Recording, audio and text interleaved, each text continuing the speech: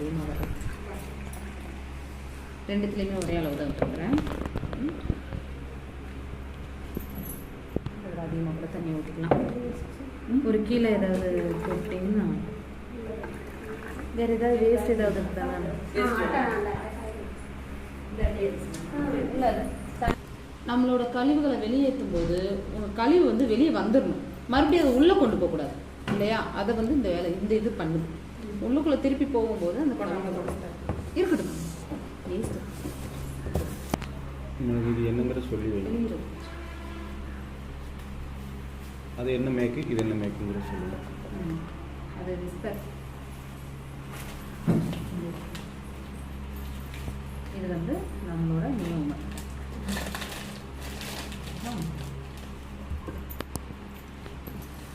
அதுதான் சொல்கிறேன், பார்த்தாலே தெரிஞ்சுக்கும். இது வந்து நார்மலாக வந்து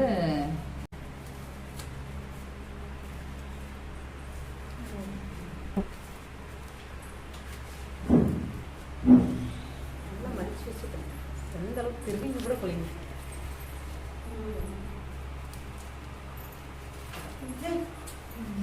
நம்மளுக்கு அதுக்கு உண்டான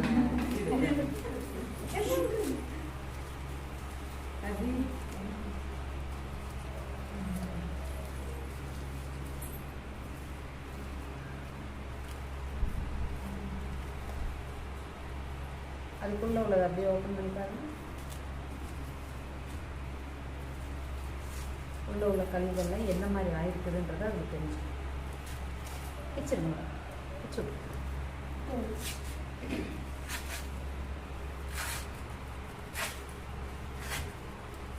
உள்ள உள்ள கழிவுகள்லாம் திருப்பி வெளியே வராமல் என்ன மாதிரி மாறிருக்கு. ஆனால் இதில்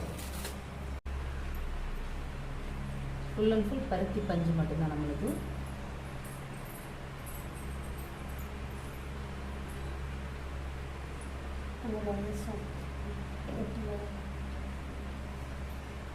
ஊற்றின உடனே எப்படி உருகி பாருங்களா. ஓகேவா?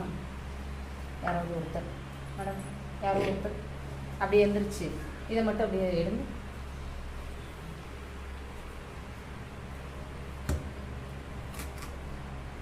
பிழிஞ்சுக்காங்க. தாராளமாக பிழிக்கலாம். நம்ம எவ்வளோ தண்ணி ஊற்றுனோமோ அவ்வளோ தண்ணி திருப்பி ரிட்டன் வந்துடு. எந்த அளவுக்கு ஊற்றுற தண்ணி எவ்வளோ ஊற்றுனமோ திருப்பி வந்துடு. ஏன்னா ரீசைக்கிள் பண்ணப்பட்ட பேப்பர் இது. அதனால லாஸ்ட் பேஜ் இதை எடுங்க மேடம். இதை எடுத்து இதே மாதிரி பிள்ளைங்க